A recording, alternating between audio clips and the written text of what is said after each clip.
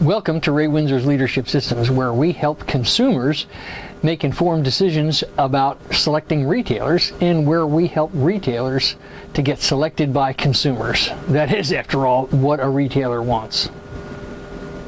This is a 5-part series aimed at helping consumers make decisions about a brick and mortar purchase versus an online purchase. Most of us have had brick and mortar experiences, some good, some not so good. Most of us have also had online experiences by now, and some of those are good and some are not so good. How to decide. This is part 4 about price and value of the 5-part series. You may recall part 1 was about gathering information.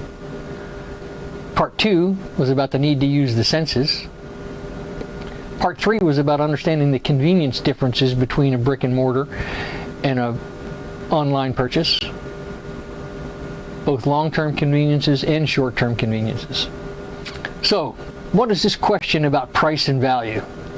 Most of us would say, well, that's simple. The lowest price equals the best value.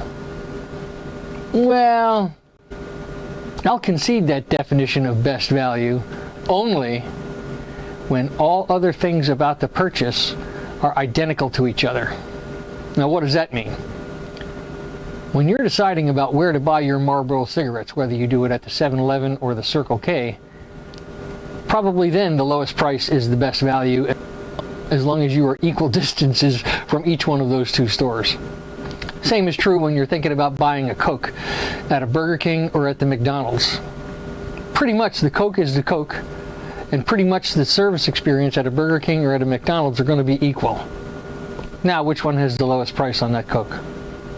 If you're buying a bag of Lay's potato chips, it doesn't make much difference whether you buy it from a Walmart or a Target. The bag of Lay's potato chips is pretty predictable and it's going to be the same. Now it's just a question of which one is the lowest price. Haha! But when you're thinking about buying a refrigerator, what happens then when you buy it at the place with the lowest price? If you're like me, you've done all the research. You found out which guy has the lowest price. And you go in there and you bang out a deal with the lowest price guy to get an even lower price. Then I look over to my wife and I say, now who's the king? I am the deal maker. 2 days later, the refrigerator arrives. The wondrous moment. The guy unloads it from the truck, brings the refrigerator up into my front porch, razor blades the box open and scratches the side of the refrigerator. Now we're starting to think about the value versus just the price.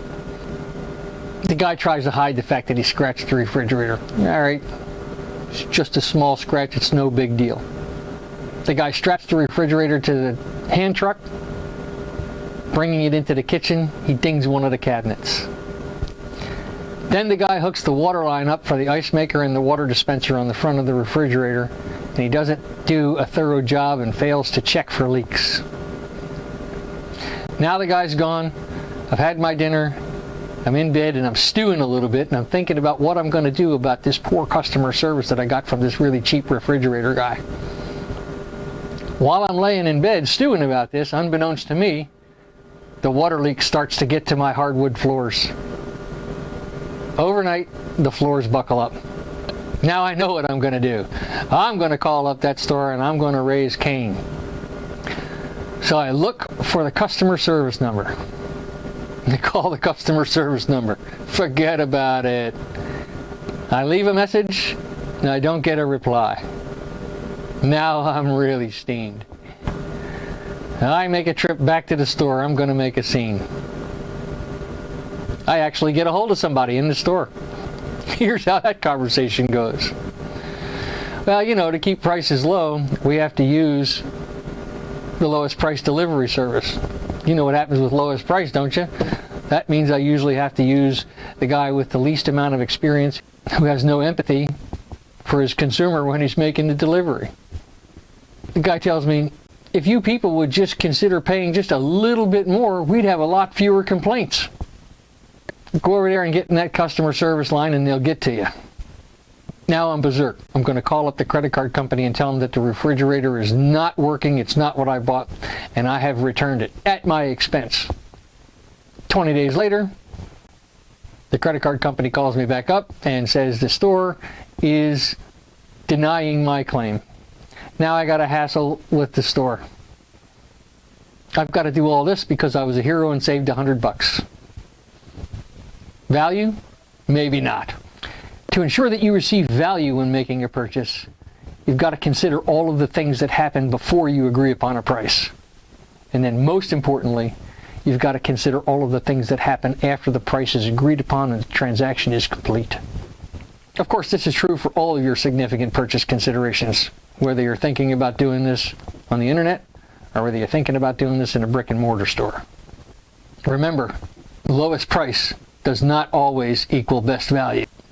Best value is achieved when you are very happy over the long haul with your purchase. Thanks for looking at us. Be sure to make comments below. We're happy to reply. For sure, please tell all of your friends about us and what we do here. Next Tuesday, look for the 5th and final installment in this series, Making a Confident Decision. Thanks.